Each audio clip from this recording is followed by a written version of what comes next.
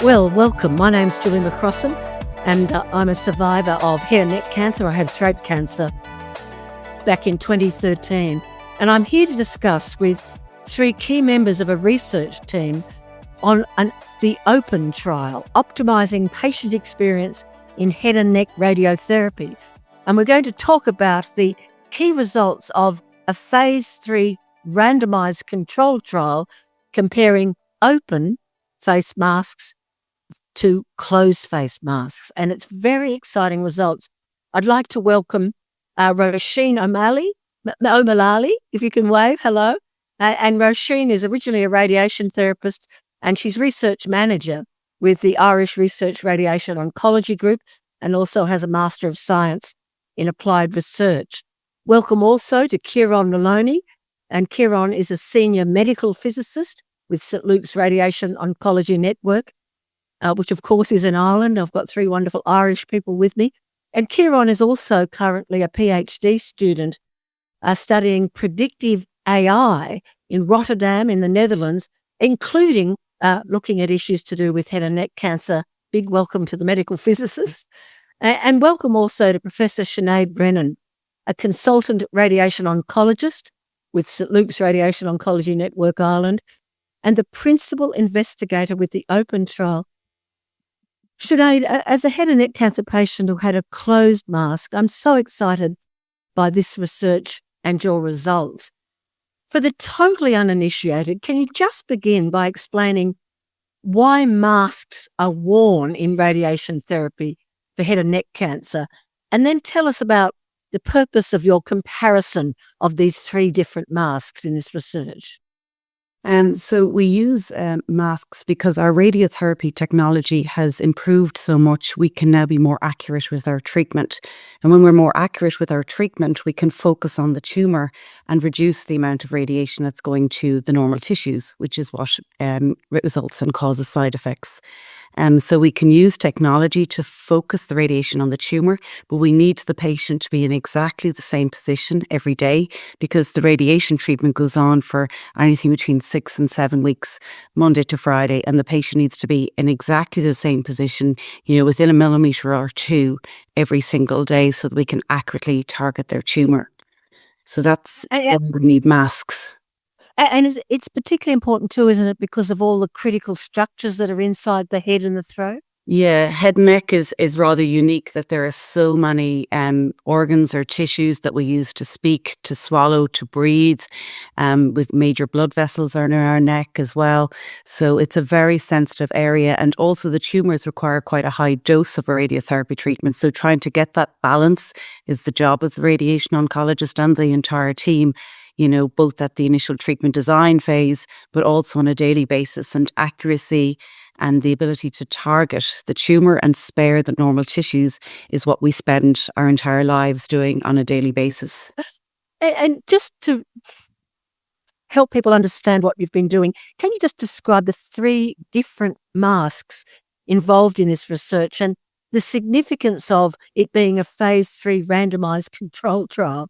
Because that's a high level of evidence, isn't it? Yeah, the closed masks are a plastic mesh that cover the entire face down onto the shoulders, and they are clipped into the treatment couch where the patient lies on for the treatment. And I've worked with patients with head and neck cancer for 20 years, and it was such a dominant topic of conversations and interactions with patients. Every clinic involved discussions about how can we help patients, support patients get through the treatment with this mask. Some patients couldn't have treatment, others struggled on in silence. Some patients required medications. We often had the psycho-oncology team down on the linear accelerator, which is the treatment machine, trying to support patients. So we had started prior to the OPEN trial we had found out about an open mask, and we had started using that for patients with known claustrophobia. And we developed an experience with that and produced some preliminary results that we reported to say that they appeared, to be as effective as closed masks. But in medicine, in science, the only way you can prove that something really is equal or as safe or as accurate is to conduct a randomized controlled trial. And we were aware there were two types of masks. There's a 5-point open mask, which still comes down over the shoulders, or a 3-point mask that just comes to the neck. And we weren't sure which of those would one be much better than the other, or would there be a problem with one? Could we not deliver treatment with one type? So we decided to conduct the best, highest quality of evidence research that we could do, which is a phase 3 randomized controlled trial. So as part of the study, you were automatically randomly allocated to one of those 3 masks. And the key thing about the 3-point and the 5-point is that they had an open section rather than that fully closed section. Yes, exactly. So the area from here right around to the chin is open. If I could just come to Roisin, who's the radiation therapist in the team and very involved in research.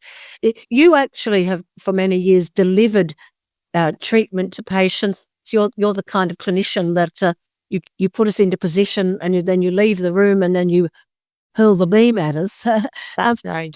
Just convey for people not familiar the struggles psychologically, emotionally that you've witnessed and why you feel this research is so important in terms of patient well-being psychologically. Sure. I guess what Sinead was saying about, there are patients where you need the psychologist to come down and they're kind of the extreme cases, maybe with someone who had known claustrophobia or that kind of fear already. But so many other patients, you don't have a psychologist down, but once you put them in to the mask and they're clipped in, one of you is waiting in the room just as long as you can be to be beside them. And then you're running out to start the treatment. And of course that takes time. And then as you know, once you're doing your final treatment arc and it's going around, one person is just waiting at the door to run back in. And that's common. Like that's maybe not people who knew they were claustrophobic before or for other reasons, maybe past trauma or whatever, had a fear of being left on their own like that. That's just someone who, and they're in such a vulnerable position anyway, having their treatment. So it was really, I think all of the radiation therapists, everyone knew how important this was, like something that we could really improve for the patients. And the reason you're doing that running is because you're wanting to leave the patient in the mask as short a time as possible. Yeah, exactly. Yeah.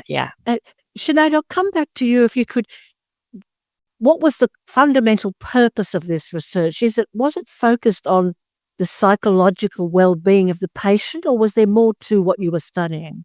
Well, both were really important, both the safety of the treatment and the accuracy of treatment and also the patient's experience. We had a really strong instinct based on our preliminary work on the claustrophobic patients that these were a superior option because patients that couldn't tolerate a closed mask were able to have radiotherapy with the open mask. So we wanted to prove that. We wanted to see exactly in what ways it was a better experience for patients.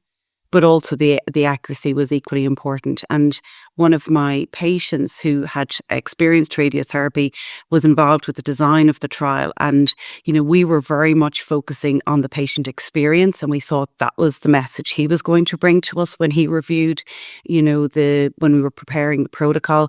But actually his message for us that he did not want to trade safety for comfort. So, not all patients are the same. Some patients might have a huge focus on comfort and the experience, and other patients might feel quite anxious about the accuracy of the treatment and are they doing this correctly? And I guess we're all very different. We all have different priorities in that. So obviously with a large trial of 200 patients, you're going to be able to take, all of that into account.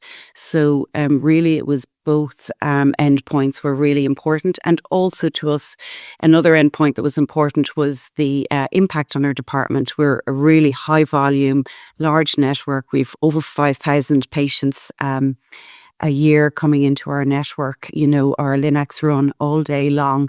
So we couldn't bring in a new treatment that was going to take, double the time and impact on our department. So we also studied that as part of the study. And a LINAC is a linear accelerator, the machine that delivers the radiation to us. Can I...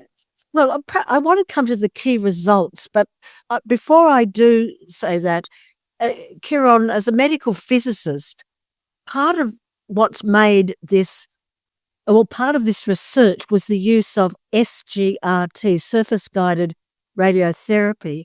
Can you explain what that is and how it contributes to safety when you have an open section of the mask. Because I'm someone who wore the full face mask for 33 sessions, and it's extremely tight. So this is quite a change for the face to have any movement at all, isn't it? Yeah, no, definitely. It's a big change. And I mean, I think you've really hit on a key point there, because with the closed face masks, the adoption of this new technology, which is surface guided radiotherapy, wasn't possible because that open face or open portion of the mask wasn't available. So, part of my role is to kind of drive change through new technology and approaches. And that's what made me so excited about this particular trial, because SRT tracks the surface of the patient. So it sees how much that surface moves, shifts, how accurately the patient's face and features are set up day to day. And as Sinead said, that's so critical to make sure that patients, organs of interest that are not part of the target volume were spared and as best possible. So it led us to take that two-tiered approach to this trial. So high fidelity continuous tracking of the patient's surface to make sure that we are setting these patients up accurately, but also they're not moving during the treatment. We can make sure that the treatment cuts off if any movements are significant, which means that it's much safer for our patients from that perspective.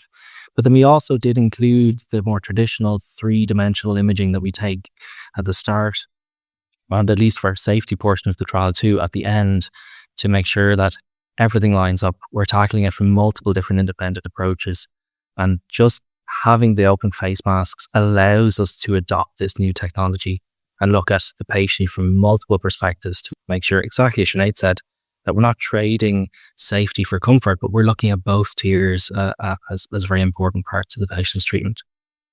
Look, thank you. I'll come back to you, Professor Sinead, if I could call you that, and tell us about the key results. If you could, if you could imagine clinicians watching this, they haven't invested in surface guided radiation therapy technology, and they're very focused on safety, and they're thinking, oh golly, is this really safe? Is the setup time really still just as good?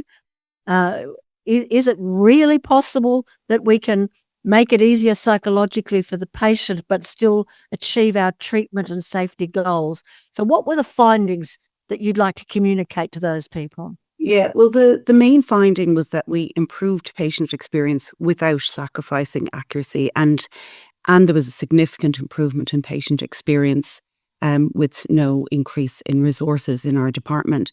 And obviously, for any sort of practice change in medicine, not just in radiation oncology, in general, we believe in a phase 3 randomized trial with large numbers, because that has statistical power to prove that this isn't just a random, chance that we're seeing this results. There were other reports previously of maybe single institutions or single hospitals saying, oh, look, we treated 20 patients like this. And we had a previous report to say, look, we treated 50 patients, it seemed okay. But only a randomized trial, a large randomized trial, will actually provide that statistical power to support your conclusions. So we would really feel, we set out to see if this was going to be a safe alternative for patients. And what we really feel at the end of our journey through the open trial is that this is a new standard of care for all patients. And obviously the barriers are, as you say, you have to invest in SGRT. That costs money. We were lucky we had charity support to help us with that. But the open masks are actually cheaper. So over time, there are cost savings to be made. And staff training is an issue. That's another thing that needs to be taken really, really seriously. And Roisin can tell us about in a minute about how we did that. But that's another barrier. And the lack of time, that busy departments have was something that we wanted to record very, very carefully. So we looked at the number of check scans that were being done. So if we're not happy with the patient's position, we'll do another scan. So we looked at how many patients needed extra scans, and there was no difference across the 3 arms. So in as much as we really did a lot of different analyses as part of the trial to prove those points and to justify to the radiation oncology community that this really is a new standard of care. Roisin, tell us about the training, because as I understand it, absolutely fundamental to the success of this trial was the work that you did with staff, including around the setup and so on, so that you could be as quick. Because in the private sector, quick is more patients, and that's more funding, as well as their regard for the patient. But in the public sector, you also have waiting lists, and you're under pressure to deliver in a timely fashion. So the time of the setup really matters. So tell us about the training and how you got that equal time of setup.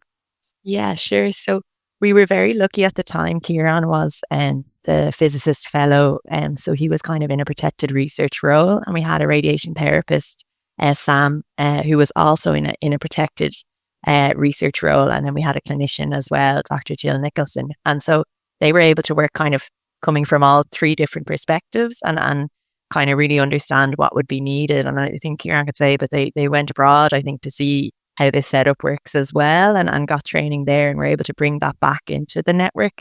But this was just like any new technology or new treatment technique, like this sort of standard training that all staff would have to go through, and a lot of that was hands-on on the units.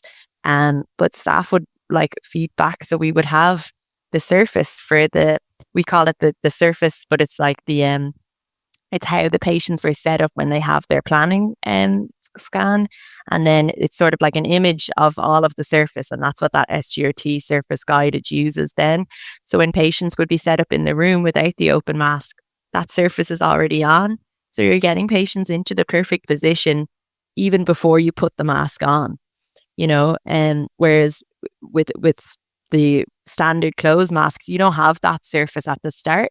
You're just putting the patients where you think they should be, putting the mask on, maybe loosely, getting them to move up and down, left and right. So you don't have that really good start position, which you have with the surface guided radiotherapy, which staff feedback was actually really helpful. And of course, at the beginning, as with all things, maybe there was we measured the time for appointments. And at the very start, you could see there was a slight increase, and then that reduced down and became just absolutely standard. And Ciaran was able to measure that as well. So yeah, and I think it was really positive because again, staff were seeing that patients, you could see the benefit straight away. What did you see? Well, patients more relaxed, more kind of able to go through the treatments, maybe less patients having to take a pause or on medications, that kind of thing. And so it kind of felt like a really worthwhile, sometimes it's hard when you're having to do maybe extra work, extra training, and you're not instantly seeing the benefits. But in this situation, it was kind of a rare one where the benefits are there straight away. It's really tangible for the staff. So we got great buy-in that way, I was going to say, Julie, because we were a high volume centre, that actually we were able to learn quite quickly. But we did reach out to the international community. And I think that's really important that we share our knowledge, share our experience. And we're preparing a report for publication on how to do the training and how to do the SGRT setup alongside our results.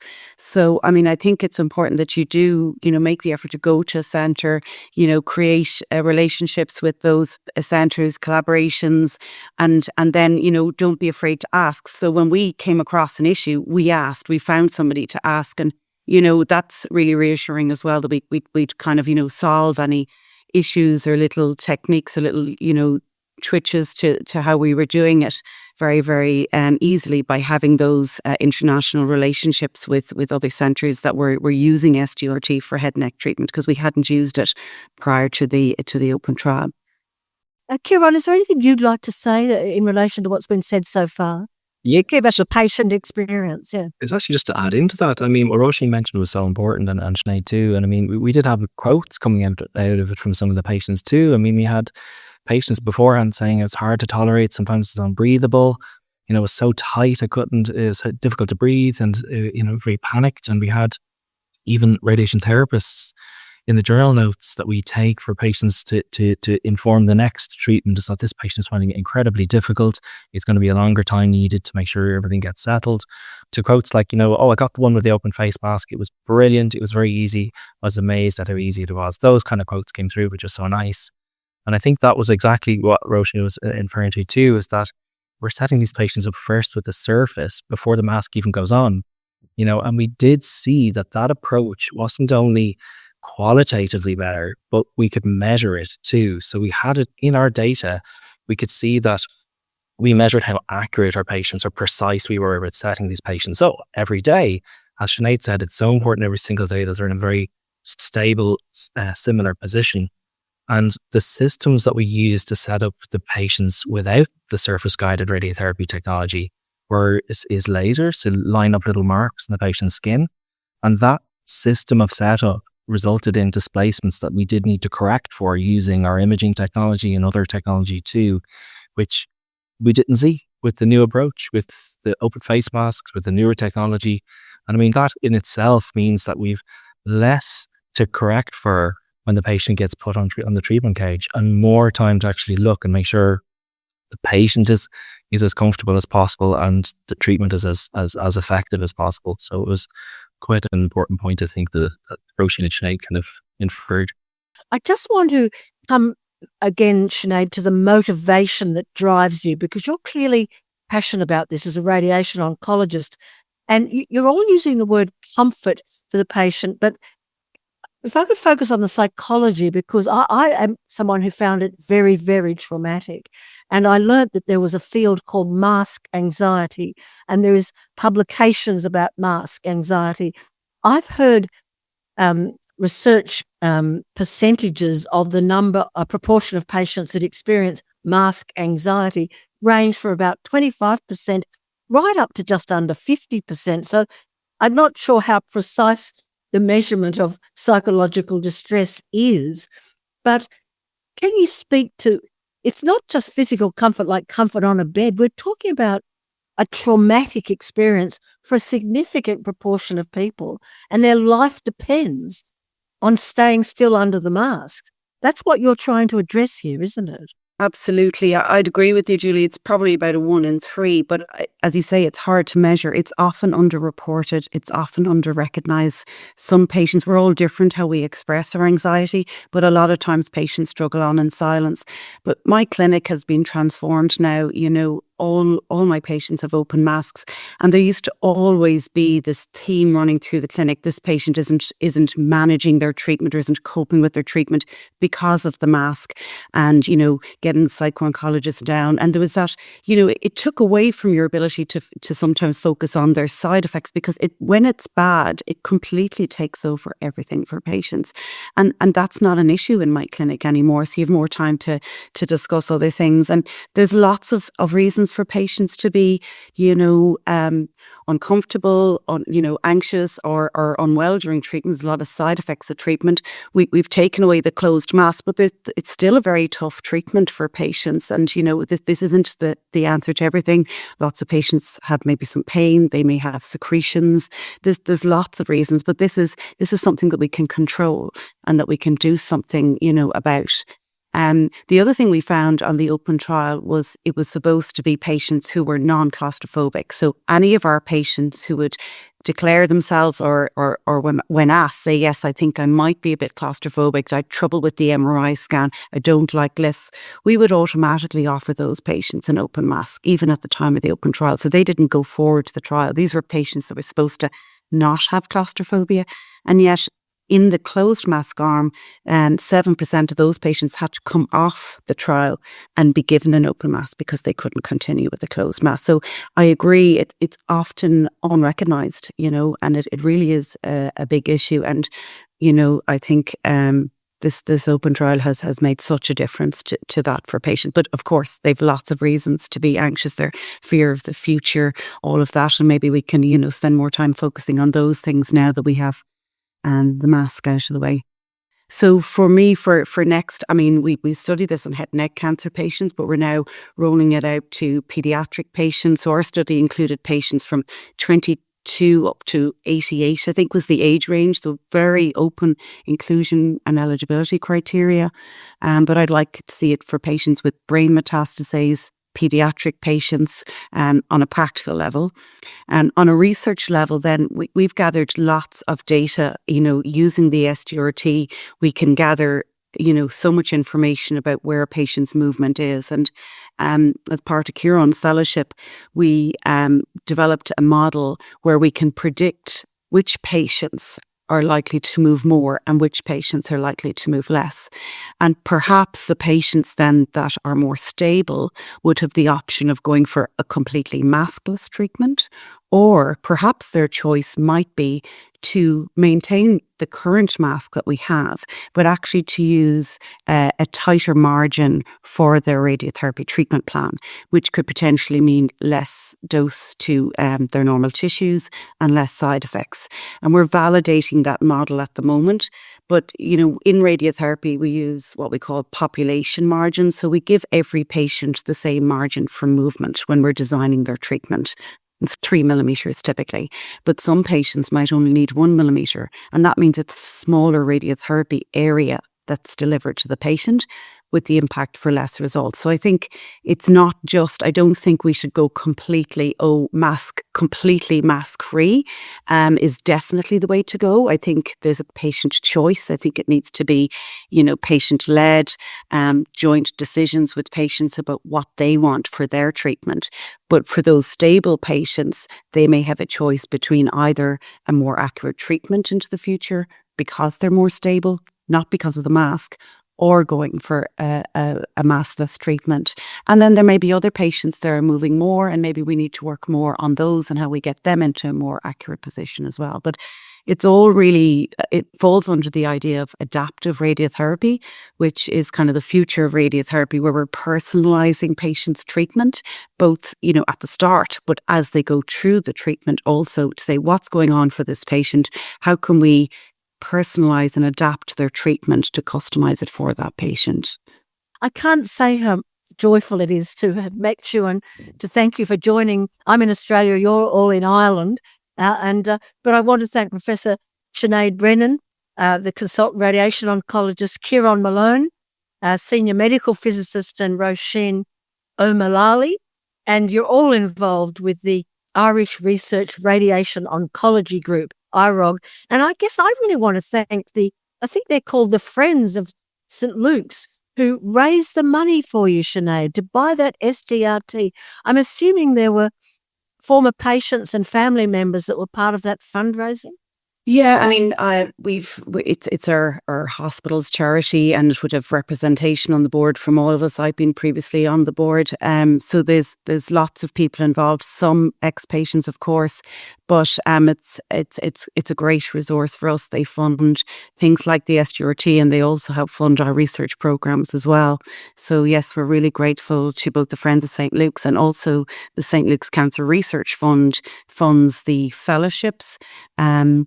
And that allowed people to have protected time. And the St. Luke's Institute of Cancer Research is the research arm of our hospital. So that's where all research is kind of run and managed in the hospital is the St. Luke's Institute of Cancer Research. So yeah, we've got great support, in our hospital to help us do better and to do more for our patients.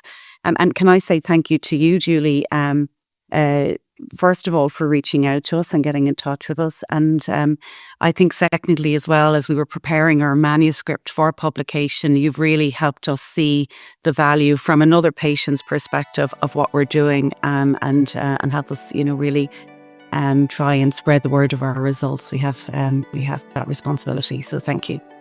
Thank you very much. And when this goes up on YouTube, we'll have a link to your publication of your research. But this is deaf sign clapping, so I'm just clapping you goodbye. Thank you. Thank you so much. Thank you. You too.